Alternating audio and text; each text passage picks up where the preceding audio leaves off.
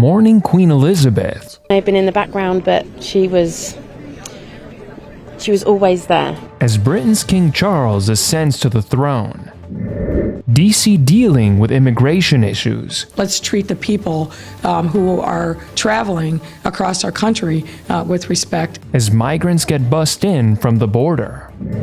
And new boosters offer new protection as COVID deaths rise. These stories and more coming up on Newsbreak.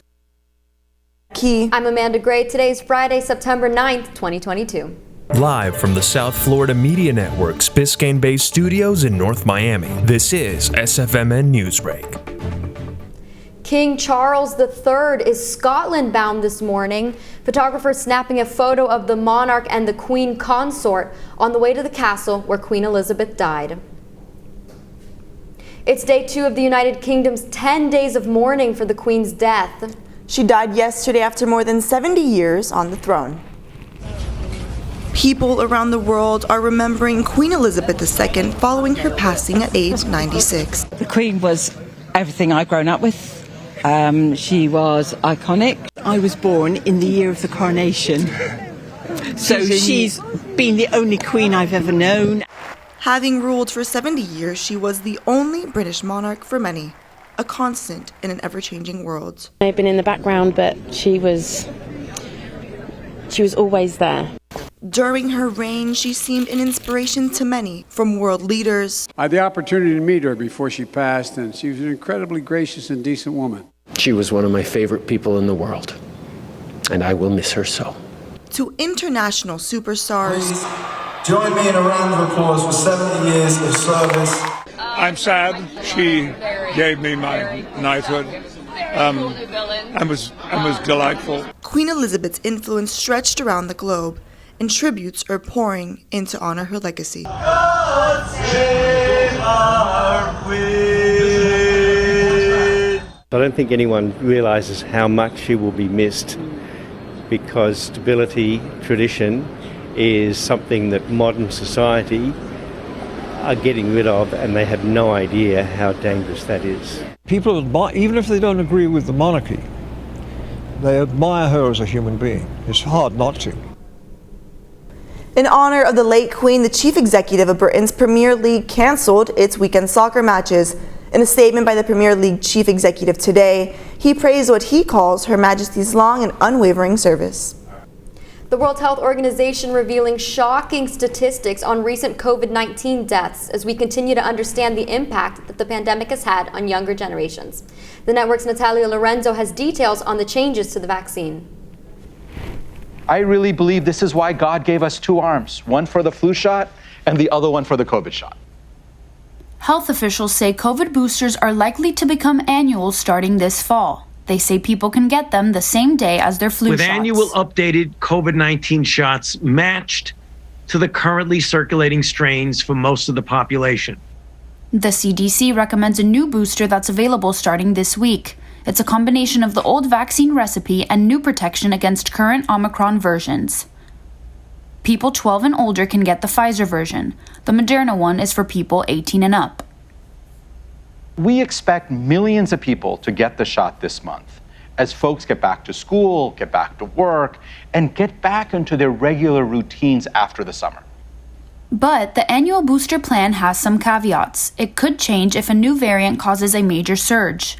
And some people at higher risk might need more than one shot a year. For those who have underlying conditions, immunocompromised, we may need to do it more.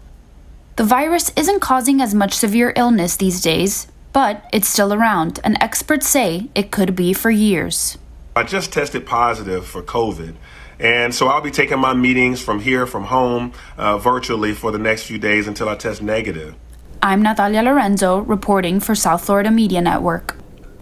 For 5 months, the Texas Governor Abbott has been transferring migrants to D.C. to send the president a message. Reporter Nicole Castañeda from our D.C. Bureau has more on the story.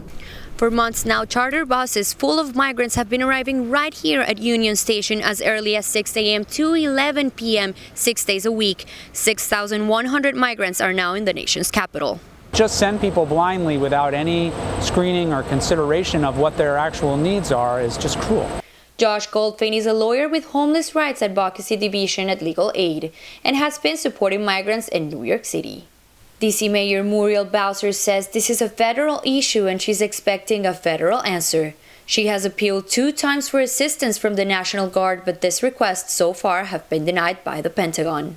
Politicians from states that are on the receiving end of Abbott's actions say he is manufacturing a human crisis. I'd love to have a conversation with Governor Abbott. I'd have a long list of things on my agenda, but I've been speaking, obviously, to him publicly about let's just treat each other with respect. Let's treat the people who are traveling across our country with respect. This is not a governor who wants to collaborate and cooperate with us.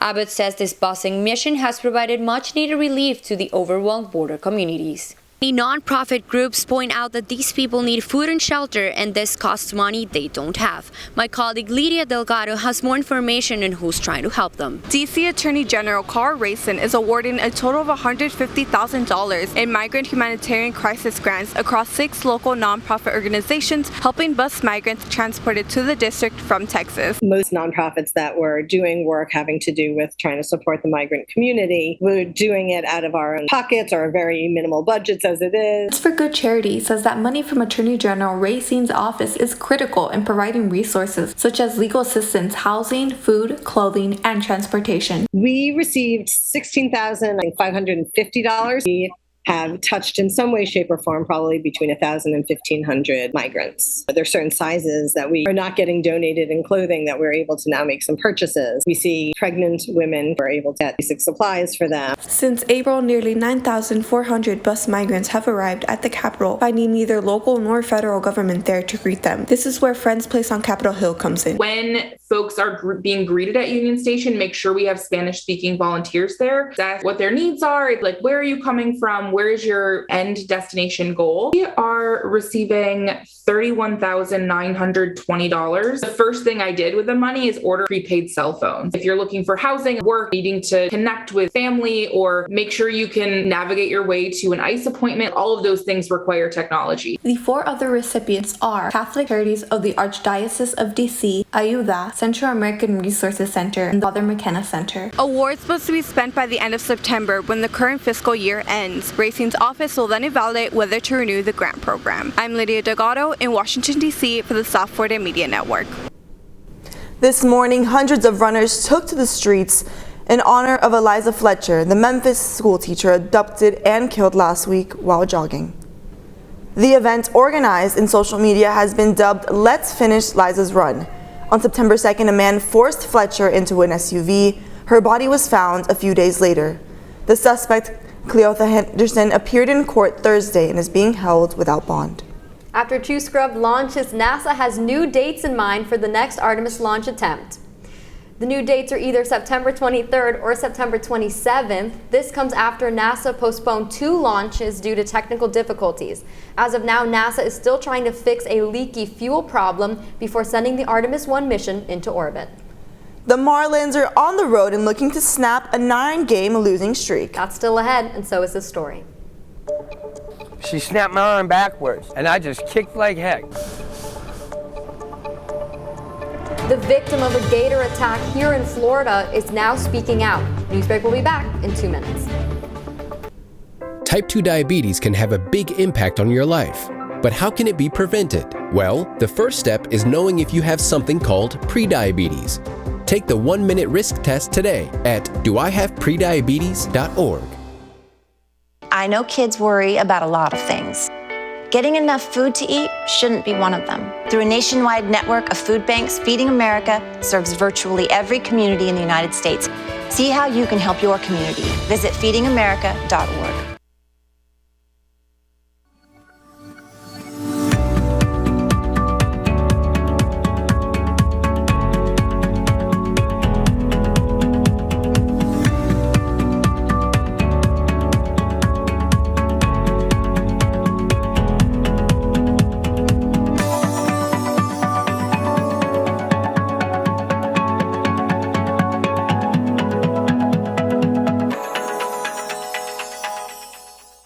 If a natural disaster shows up at your doorstep, you can't just turn it away. That's why it's important to prepare for emergencies before they show up. Go to ready.gov/plan to find the tools and tips you need. And make a plan today.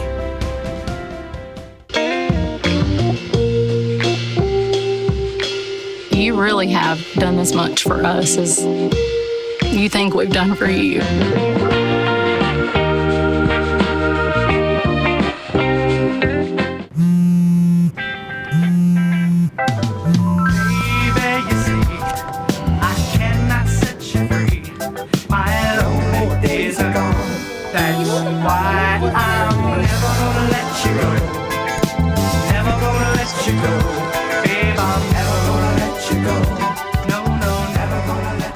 Here you go. Thank you. Thank you.